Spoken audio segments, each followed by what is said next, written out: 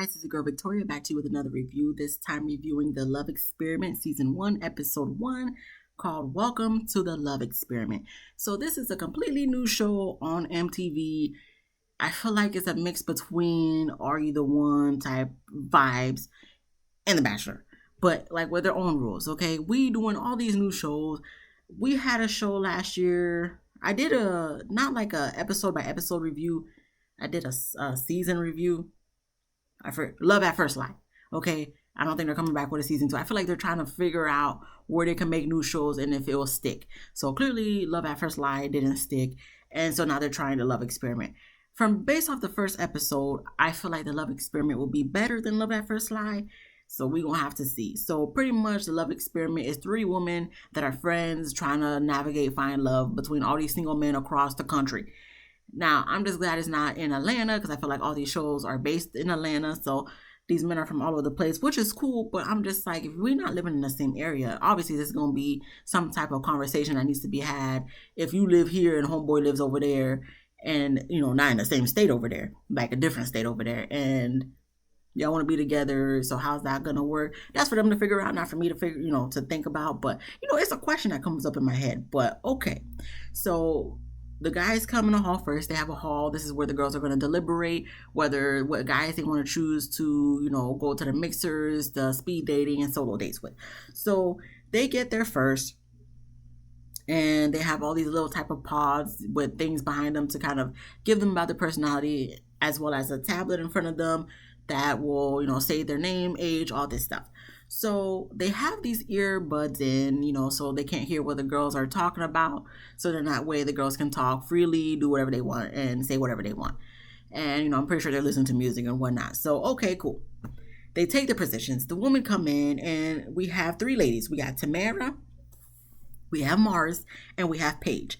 So pretty much the balls is in the ladies' court. They're the ones who are going to decide who they go to the mixtures with, the speed dating, and the solo dates. Okay, cool.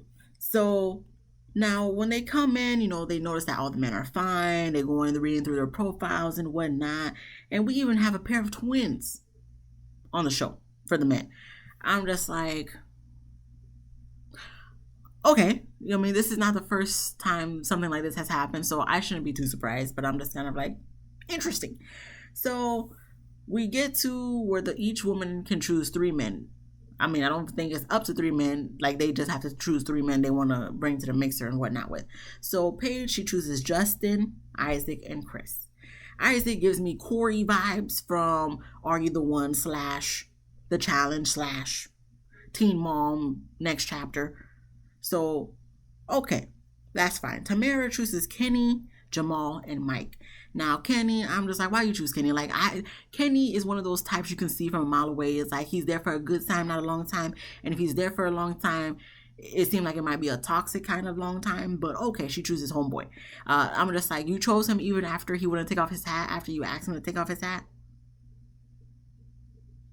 Okay, I guess to show diversity, that's nice, that's nice. And then Mars, she chooses Chuck and both of the twins.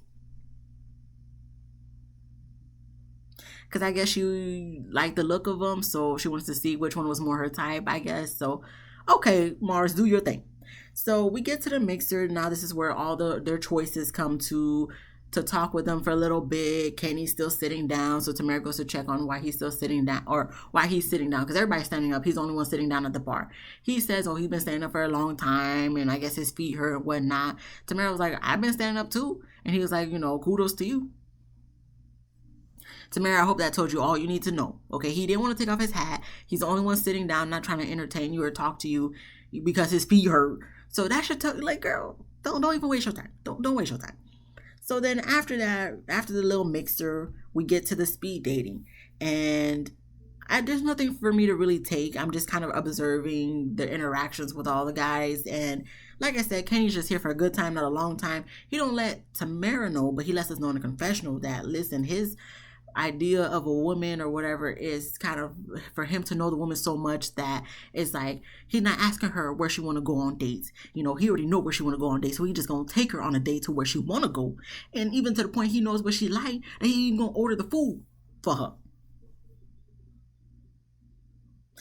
you might be trying to romance us and make us be like, oh yeah, I want a man who know what I like and stuff, that I don't have to talk. But at the same time, it's giving kind of controlling vibes to Kenny. So this is not giving what you probably thought it gave. But I'm sure there's a woman who want that, but I don't think it's Tamara who wants that. So after the little speed dating, and then it's time for the ladies to choose who to do the solo date with. So Tamara chooses Mike, Mars chooses Tawan, which is one of the twins, and Paige chooses Isaac, aka Corey lookalike. And for Mike, she chose him. I guess he's 34 or 35. I think he said 34. He didn't look 34 to me. I mean, you look very good for your age. You look like a little boy. You look like you are in your early 20s and look like you put on a fake mustache and beard. So the fact that you look young for your age is great. To the point I even thought you were shorter than Tamara, but when you came up to hug her after she chose him as her solo date, I seen that he was taller, even with her having heels on. So that was cool. But for me, when I'm looking at Tamara and Mike, I don't feel like they match look wise. But only time will tell. Mars and Tawan, I feel like they could match look wise, but only time, once again, with all these, only time will tell. And then as far as Paige and Isaac, they look like a cute couple. So we then get to the girls. They meet up with a dating expert. I think her name was Maddie, for advice on their upcoming solo dates. And, Maddie just gave them the advice to, just go deeper into the questions of what they want to ask the guys and whatnot, not be surface levels about like their favorite color and whatnot, but kind of more so like, if, we get together, like, is there anyone at home I have to worry about? Like, so to speak, those type of questions. So, all right, cool. Now we get to the dates. So Tamara has her date with Mike. It seems to go well. She asks him if he's, the only thing I'm going to just take out from these dates is like things that kind of make me like, red flag. So once again, this could be producer editing, but Tamara asks Mike, are you ready for a committed relationship, or do you want to be in a committed relationship? And through the editing, it seemed like Mike paused a little bit before he answered the question. So for me, it's like, if you don't know what you want to do, then you probably don't want to do it. Okay, so that would have been a red flag for me, and I would have been like, okay, if you're not serious about this, let me know so I could go on to the next one. So he kind of paused on that, and she seemed like she wasn't really too sure from the fact that he paused, but I mean, we'll see.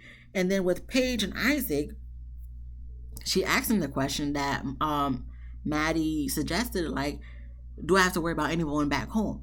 So he's just like, it was really one of those questions that's like a yes or a no. But of course, he had to go to the gray area and be like, oh, if there's somebody that's waiting for me at home, they ain't going to be waiting for me no more as long as I'm going home with you. Now, my thing is, were you trying to say this in a way for her to be like, oh, I know that's right? Or are you trying to deflect? Like she's assuming that you're trying to do it. Like, I don't want to assume, but it feels like you're trying to deflect. But at the same time, it's like, I feel like sometimes guys say things they want us to hear. They think that we want to hear, but in actuality, we just really wanted a simple yes or no. So in this case, she really wanted just a simple yes or no, and you blew it. And from that point on, she already knew she was going to go further with you. So as far as Mars and Tawan, their dates seem to be going well, but when he mentioned that, he don't even speak with his baby mama, he don't talk to her, have no relationships with her, and his son could talk to his mom because that's his mom, but he don't got to. So Mars wasn't really feeling that. And then coincidentally, this is when all the ladies get the text that the hall is reloading, and they can go into the hall to choose their next guy to be with their mixer, speed dating, and solo date. But they can only go back to the hall if they eliminate the date that they're on with right now. So Mars lets Tawan go because she not feeling the fact that he don't speak with his baby mama. I feel like there's other factors in it, but okay. Paige lets Isaac go because clearly he has some unfinished business back at the house, back where he came from, what I'm saying, at his house, whatever. And, Isaac, Tawan respectfully left, even though it seemed like he was a little disappointed. Isaac respectfully left, even though it just seemed, he didn't seem too upset about it. He just seemed like, you know what, that's your decision, but you lost a good one. That's the vibes he gave me, like, whatever, I'm gonna find somebody else because I know I look good. I know the ladies feeding off of this this caramel white chocolate look thing. So he already know he gonna be good, and he gonna go right back to homegirl that he probably was talking to before he came on their show. So we get to Tamara.